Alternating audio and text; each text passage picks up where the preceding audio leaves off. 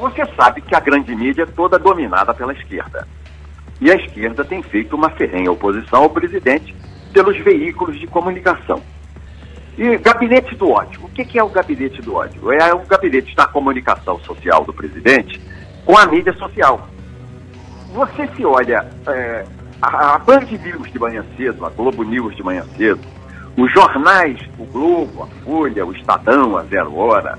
Na hora do almoço você vai ver aquele diário, o Jornal da Tarde da Globo. E hoje de noite você vai ver o Jornal Nacional, que virou o Jornal do Obituário, o William Bonner com aquele cara de mensageiro da morte. Morreu mais um de Covid. É só pau no Bolsonaro. Pau, pau, pau, pau. Eu fui deputado federal por 24 anos, 6 mandatos consecutivos, até ser cassado naquela CPI do Mensalão. Eu nunca vi na minha vida como político, eu tenho 40 anos de vida pública, eu nunca vi um presidente apanhar tanto na mídia como o presidente Bolsonaro. E ele não apanha pelos defeitos que tem, não. Ele apanha pelas virtudes. Porque ele não rouba e não deixa roubar. Então tem aquela velha política do Congresso, habituada ao toma lá da cá, de apoiar o governo recebendo nomeações aí de estatais, de Banco do Brasil, Caixa Econômica, nomeando gente para fazer dinheiro para si e para o partido, e a imprensa que era regiamente remunerada pela mídia social do governo. A TV Globo, no governo da Dilma, estava ganhando R$1 bilhão por ano. E o Bolsonaro cortou para zero isso. Então essa turma bate porque está faltando dinheiro. E aí fica dizendo, gabinete do ódio. Gabinete do ódio por quê? Porque defende o presidente, porque bate na Globo, porque bate na Band, porque bate no Globo, porque bate na Folha, porque responde ao Estadão.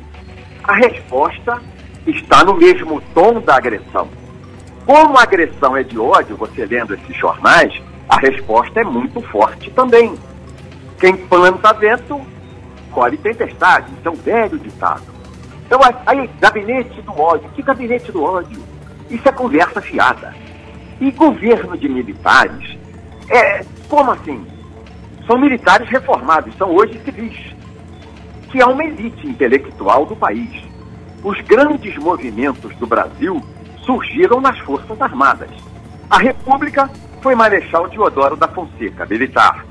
O tenentismo, a Revolução de 30, o movimento comunista surgiu dentro do Exército. Era o tenente Barata e aquele que era o andarilho da Esperança, que me foge o nome dele, era tenente também do Exército. A Petrobras surgiu de um movimento militar. A Eletrobras surgiu com os militares. A Embratel e a Telebrás surgiu com os militares. A redemocração em 1945, pondo o fim dos 15 anos de ditadura Vargas, surgiu com os militares. Os militares sempre foram no Brasil. A informática, essa comunicação que nós temos hoje de computadores, foi implantada no Brasil pelos militares. Os militares sempre foram uma elite no Brasil, preparados, homens poliglotas, tecnicamente muito bem preparados. As melhores escolas secundárias e básicas do Brasil são as escolas militares. Então o pessoal fica dizendo governo de militar, mas não tem nenhum militar na ativa lá. O próprio Bolsonaro é capitão da reserva, aposentado. Então, o governo militar, como? É ditadura militar? Não é ditadura militar. É um governo democrático, sujeito até a críticas de oposição, como nós estamos vendo o governo do presidente Bolsonaro recebendo críticas violentíssimas e uma oposição ferrenha por parte do Rodrigo Maia, por parte do Alcolumbre, no Senado e na Câmara dos Deputados. Então, se tem militares, eles estão na assessoria. Você dizer que eles são uma inteligência em favor do Brasil, você está certo. Os valores dos militares são diferentes dos valores da velha política.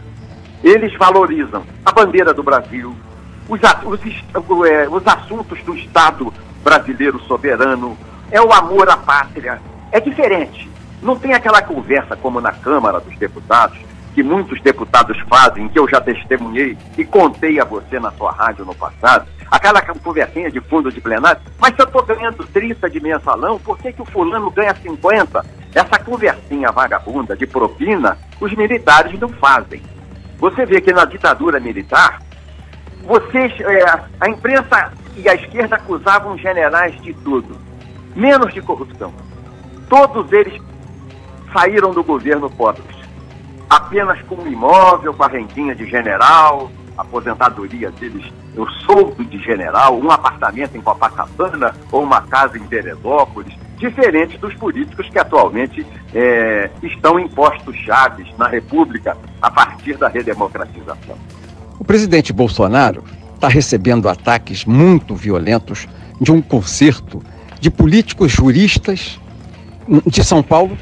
Você vê o Fernando Henrique aí, que é o maestro do golpe, aí passa pelo Dória, aí passa pelo ministro Alexandre Moraes. Você repare que é uma elite de políticos e juristas de São Paulo, e fazendo eco, claro, no Rio de Janeiro com o Witzel, arrastando junto ao Alcolumbre, presidente do Senado, levando junto o Rodrigo Maia, presidente da Câmara. E a Janaína aderiu, ela já percebeu que esse golpe é da elite paulista, a qual ela integra. Mas o que quer de verdade esse grupo, quando o Fernando Henrique fala em governo compartilhado, aí ele conta com Celso Melo, que é de São Paulo, com Alexandre Moraes, que é de São Paulo. O que ele quer? Pressionar o Bolsonaro a renunciar, escandalizando os filhos, não é fazendo renúncia de ministério. O Moro se deixou usar por esses caras, porque na véspera dele pedir demissão, ele conversou com Moraes, ele conversou com Rodrigo Maia, ele conversou com Alcolumbre, ele avisou a todos que faria. Tanto que a Globo tinha a carta dele antes dele ler a carta na Globo News. A Globo já tinha uma cópia da carta do Moro, então foi uma conspiração. Mas o objetivo principal, você veja nas atitudes do Moraes, do ministro Moraes, antes de trocar o delegado-geral da Polícia Federal, ele, por despacho, disse que não permite a substituição dos delegados que estão apurando o crime de informação falsa, de fake news.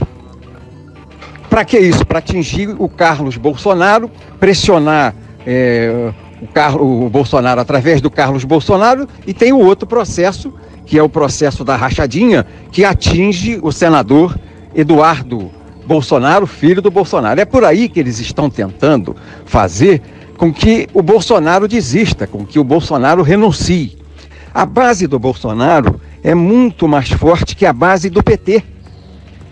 Aqueles coletivos do PT, sem teto, do Boulos, sem terra, do Stedley, nos sindicatos aí da CUT, essa base não faz frente à base do Bolsonaro. A base do Bolsonaro, ela tem convicções religiosas, ela é assim, uma espécie de guerra santa que nós integramos. Ela crê em Deus, crê na família, não quer a destruição dos valores, quer a manutenção dos valores que vêm dos antepassados, quer a liberdade, quer a justiça, porque a justiça é a esperança, e a esperança é o tônico da alma, é o que mantém o sonho do homem de crescer, de avançar. É diferente, não é o Mortadela que leva 10 merréis e um copo de cachaça para ir fazer bagunça na rua. É gente sólida. O grupo do Bolsonaro, o grupo do Lula, o grupo da esquerda, é de fora da lei, sem teto, sem terra, não é? Grevista, radical de sindicato, black bloc, normalmente preso, gente da penitenciária. A esquerda forma a sua turma de rua, né, com os fora da lei. E quem é a turma do Bolsonaro? Os pastores, os padres desse movimento moderno da Igreja Católica, os padres mais ativos, são os policiais militares, os policiais civis, os policiais federais, os policiais rodoviários federais, são os militares da reserva, são os policiais da reserva. É uma base muito mais forte, independente, tem salário, é empregada, é estável, é aposentada com uma boa situação e crê em Deus. E não quer a destruição desse patrimônio moral que nós recebemos. Isso é que o pessoal não consegue entender.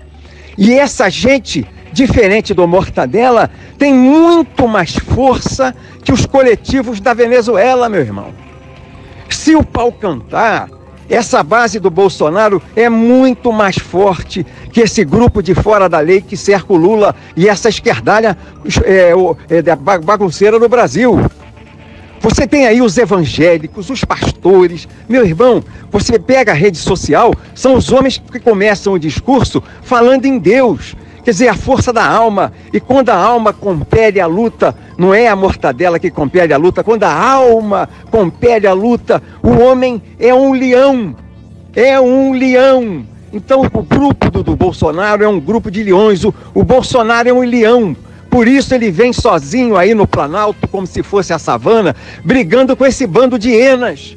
Com esse bando de hienas. É o Rodrigo Maia, que é hiena, é esse ministro careca lá do Supremo, lá de São Paulo, Alexandre Moraes, que é uma hiena, é o Marco Aurélio, que é hiena, é esse Celso Melo, que é outra hiena, é o Alcolumbre, que é hiena. Ele tem combatido as hienas, meu irmão. Agora Janaína Adélia é o grupo de hienas lá em São Paulo, é o Dória, que é uma hiena, é o Witzel, que é uma hiena, foi esse Maneta, que era outra hiena.